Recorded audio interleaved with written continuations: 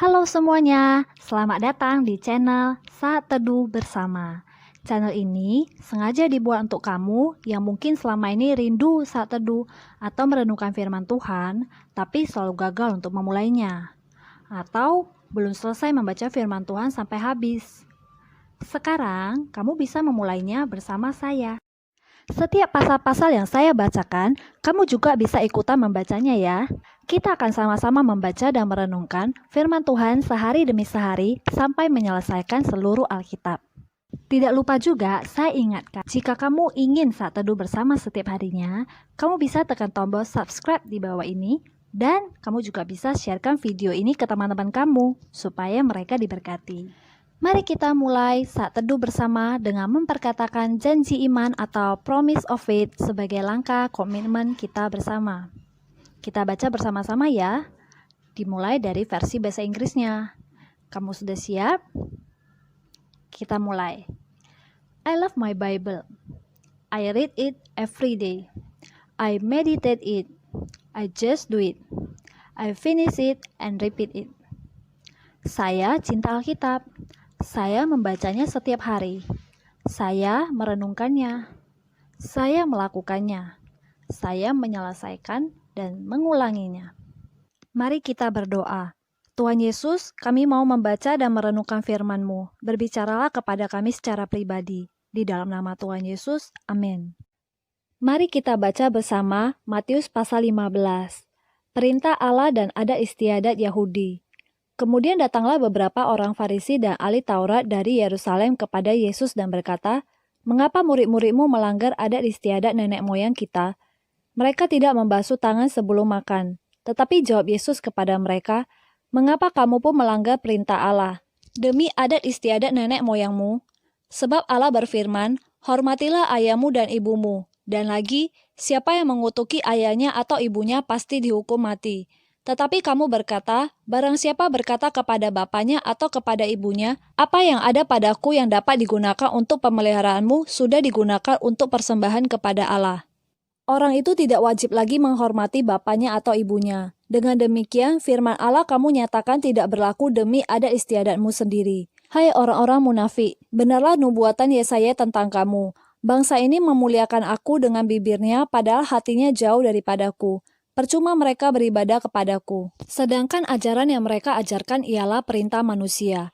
Lalu Yesus memanggil orang banyak dan berkata kepada mereka, dengar dan camkanlah, bukan yang masuk ke dalam mulut yang menajiskan orang, melainkan yang keluar dari mulut itulah yang menajiskan orang.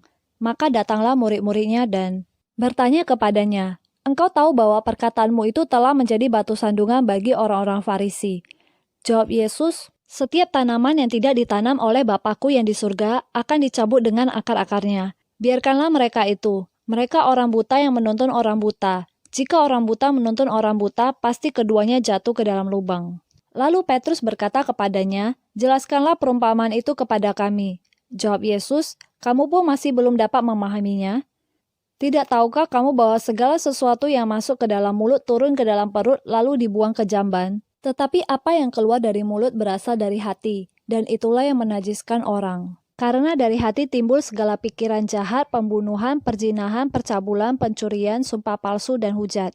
Itulah yang menajiskan orang. Tetapi makan dengan tangan yang tidak dibasuh tidak menajiskan orang. Perempuan Kanaan yang percaya. Lalu Yesus pergi dari situ dan menyingkir ke daerah Tirus dan Sidon. Maka datanglah seorang perempuan Kanaan dari daerah itu dan berseru, kasihanilah aku ya Tuhan, anak Daud, karena anakku perempuan kerasukan setan dan sangat menderita. Tetapi Yesus sama sekali tidak menjawabnya. Lalu murid-muridnya datang dan meminta kepadanya, suruhlah ia pergi. Ia mengikuti kita dengan berteriak-teriak. Jawab Yesus, aku diutus hanya kepada domba-domba yang hilang dari umat Israel. Tetapi perempuan itu mendekat dan menyembah dia sambil berkata, Tuhan, tolonglah aku. Tetapi Yesus menjawab, tidak patut mengambil roti yang disediakan bagi anak-anak dan melemparkannya kepada anjing. Kata perempuan itu, benar Tuhan, namun anjing itu makan remah-remah yang jatuh dari meja tuannya. Maka Yesus menjawab dan berkata kepadanya, hai ibu, besar imanmu, maka jadilah kepadamu seperti yang kau kehendaki. Dan seketika itu juga anaknya sembuh. Yesus menyembuhkan banyak orang sakit. Setelah meninggalkan daerah itu, Yesus menyusur pantai Danau Galilea dan naik ke atas bukit lalu duduk di situ. Kemudian orang banyak berbondong-bondong datang kepadanya membawa orang lumpuh, orang timpang, orang buta, orang bisu, dan banyak lagi yang lain. Lalu meletakkan mereka pada kaki Yesus dan ia menyembuhkan mereka semua. Maka takjublah orang banyak itu melihat orang bisu berkata-kata, orang timpang sembuh, orang lumpuh berjalan, orang buta melihat, dan mereka memuliakan Allah Israel. Yesus memberi makan 4.000 orang. Lalu Yesus memanggil murid-muridnya dan berkata, "Hatiku tergerak oleh belas kasihan kepada orang banyak itu. Sudah 3 hari mereka mengikuti aku dan mereka tidak mempunyai makanan. Aku tidak mau menyuruh mereka pulang dengan lapar, nanti mereka pingsan di jalan." Kata murid-muridnya kepadanya, "Bagaimana di tempat sunyi ini kita mendapat roti untuk mengenyangkan orang banyak yang begitu besar jumlahnya?" Kata Yesus kepada mereka, "Berapa roti ada padamu?" 7, jawab mereka, "dan ada lagi beberapa ikan kecil."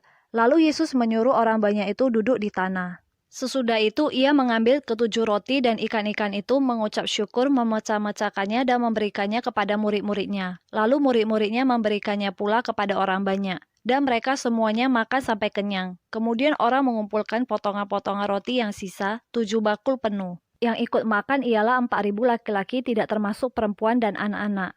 Lalu Yesus menyuruh orang banyak itu pulang. Ia naik perahu dan bertolak ke daerah Magadan. Kita sudah selesai membacakan 1 pasal hari ini. Hore, selamat untuk kita semua. Sekarang waktunya kita menuliskan apa rema yang kita dapatkan dan juga aplikasi yang bisa kita lakukan dalam kehidupan kita sehari-hari dari perenungan yang kita baca tadi. Rema dan aplikasi yang akan kita tuliskan, saya beri judul Self-Care Check-in. Kenapa demikian? Karena saya mau setelah kita membaca dan merenungkan firman Tuhan, kita secara pribadi dan dalam keadaan sadar, kita menuliskan hasil dari perenungan firman Tuhan yang kita dapatkan di buku atau di dalam catatan pribadi kita masing-masing. Ini bukan sekedar mencatat loh ya. Ingat janji iman kita di awal tadi. Setelah membaca dan merenungkan, kita mau melakukan firman Tuhan. Apa itu rema? Rema itu adalah perkataan Tuhan secara spesifik kepada orang tertentu dengan kebutuhan tertentu. Biasanya mengambil ayat tertentu. Tapi di sini bisa juga kita langsung menuliskan saja rema yang kita dapatkan dengan bahasanya kita sendiri. Dan berikut aplikasi. Apa itu aplikasi? Aplikasi adalah melakukan atau mempraktekkan sesuatu yang kita mengerti. Jadi di sini, sesuatu yang mau kita lakukan, cukup tuliskan satu saja.